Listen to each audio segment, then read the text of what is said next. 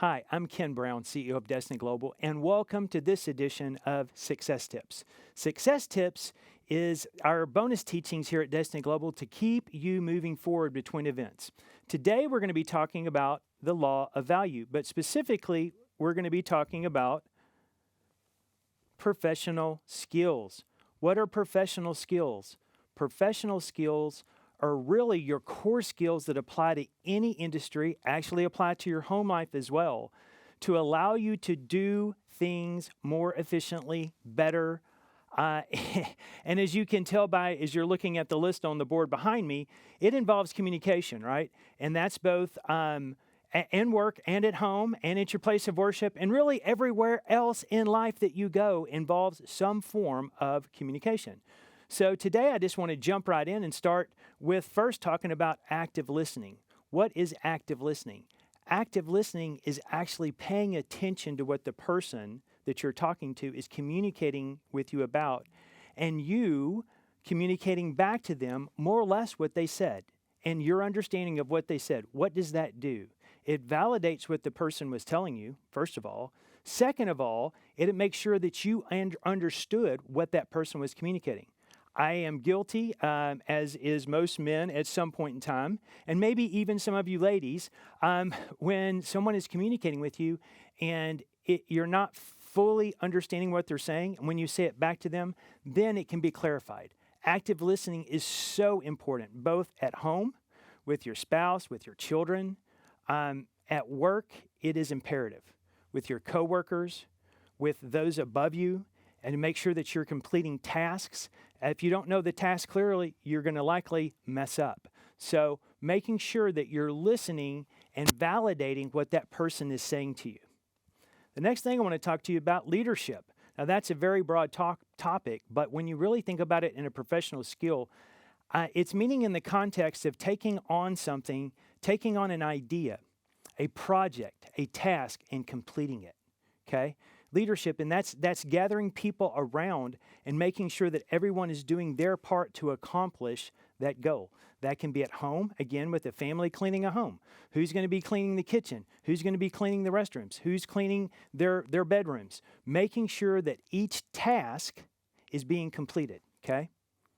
Leadership also involves clarity, involves active listening. You're going to see that these things build on each other. They're dependent on one another. You're not going to be a great leader if you're not an active listener, by the way. So, in making sure as you're communicating with someone that they can give you back to them exactly what they're going to be doing, their task, things that they're working on, both at home and at work. Problem solving, big one, right? So your ability to think through something. So something's not going right. How are you going to correct it? How are you going to get it back on track? And communicating with your team, if you're the leader, or if you're a team member, how to get a team member back on track is making sure that y'all are sitting down and solving something together. Sometimes someone will think of a solution that really won't work because other people weren't involved, and you may not know exactly what their task was, and it's not going to really solve the problem. It could actually cause more work. And there's an old saying that Ross used to say, Ross Pro, who I work for at EDS, he would say, all of us are smarter than one of us. So as you think through this, making sure that you're involving other people, getting counsel to make sure when you're solving the problem, you're actually solving the problem and not creating yourself more work. The next thing I want to talk about is communication. Now, there's multiple forms of communication. I'm actually communicating to you right now. To make the most effective communication is both verbal, written, and actually seeing something, right? So visual. And when people do that, what it does is allow them to absorb in the way that they receive instruction, right? So when you're communicating something with someone, you want to be sure that they understand what you're saying. You want to understand that they understand, if you're watching a show, what the purpose of that show is. So there's so many elements that go into communication, right? And most of it involves around distractions. So when you're really trying to focus in on communication, make sure that you're eliminating distractions. Just like when I come in this room, I do not bring my cell phone with me over here, especially because things are going to go off. It's going to distract me. I'm waiting on a phone call. I'm waiting on something, or I'm anticipating that I'm going to go to the next thing. Be present where you're at. Give that person that you're communicating with your attention. on both sides of it, the person that's communicating and the person that's listening, okay?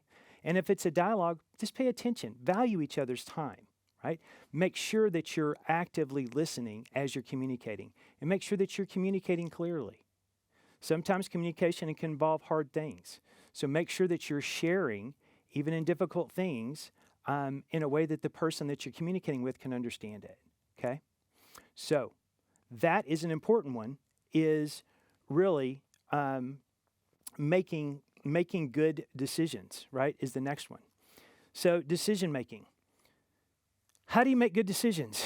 Well, there's an old saying, count the cost. So when you're making a decision, think about if it's going to cost money, if you have the money to do it, number one. Do you have the resources to align and make that thing happen? The second thing you're going to be doing is who is it going to involve to take it? So the resources, not just your money, but the people that it's going to take to do that. And some tasks are simple, right? You need to go get the house cleaned. Okay, clean the house, right? Some of it is fortuitous, meaning that you're going to go do it. You're going to take the action. You're going to go do it. And sometimes that involves inner fortitude to say, I'm going to go get something done. So a critical part of decision making is actually making your mind up that you're going to do it. And when you do make your mind up, do it with your whole heart. Don't do it halfway. Don't do it, in fact, it's actually said, do your work unto God. So as you're doing it, sometimes you can go into something with a bad attitude. Change your attitude. Change your attitude. Do it with your whole heart. Get it done. Do it well. And what you'll actually find is that the person that you did it for, including yourself, you're going to feel better about yourself, or the person you did it for is going to feel good because you actually valued the time and effort that you put into something to make sure it was done well. Okay? The next one, interpersonal skills. Wow, that is a big one. There's so much talk in the workplace today around emotional intelligence. Interpersonal skills goes hand in hand with that, because your interpersonal skills are your ability to communicate with someone, to really know what's going on with them, to really understand the circumstances and environment which you're working in. Right? Let me give you a perfect example of using interpersonal skills. So it's the end of the year. It's so hectic. You're trying to get a list done for all the things that you've got to accomplish before the end of the year. And so you're running around trying to get stuff done, but you're not communicating to your family or your coworkers. Can be either or, and most likely it's both. So you're running around doing all these things, but you're not communicating with people effectively around you to make sure that they're aligned with your goals. So your husband or your wife is off doing something, they're not aligned, and you're trying to get this done. In fact, I've had this happen at my home. My wife was decorating for something and getting something done, and I was over here trying to fix something. So I was getting stuff out, literally were places she was cleaning. That doesn't go well, right? So aligning with someone and aligning with those around you to be sure that anything that you're working to complete can be done, and you're in alignment with them because they're working with you, not against you, to accomplish that. So interpersonal skills are very important at home with the family, but even more important with your coworkers. In fact, interpersonal skills are one of the key things that causes employees to feel undervalued, underappreciated, because they're not involved with you. And back to the other elements here we're talking about in problem solving, or you're not communicating with them in a way that they can understand, and you're just go off, and typically what happens in a place of work is someone says, I'll just do it myself. Instead of taking the time and using their skill to communicate with you on a personal level to make sure that we're all in alignment on what needs to be done, what checkpoints are going to be happening, and when you can come back together to make sure that you're on task and on target with what you're doing. The last thing, oh my goodness. Carmen O'Quinn teaches on this. She did a teaching on this at Dynasty that was just knock dead crazy good. Time management applies to every area of your life. And especially in this season, in the holiday season, there's always something pulling on us, competing for our time. And it's really figuring out and making sure that you're blocking the times that you have, sticking to your guns, especially when it comes to yourself, right? Your self-care, your mental, emotional, and spiritual development. Because if you're continuing to take for that for everybody else, what you're going to find is the holidays become very draining. And so many people don't do this.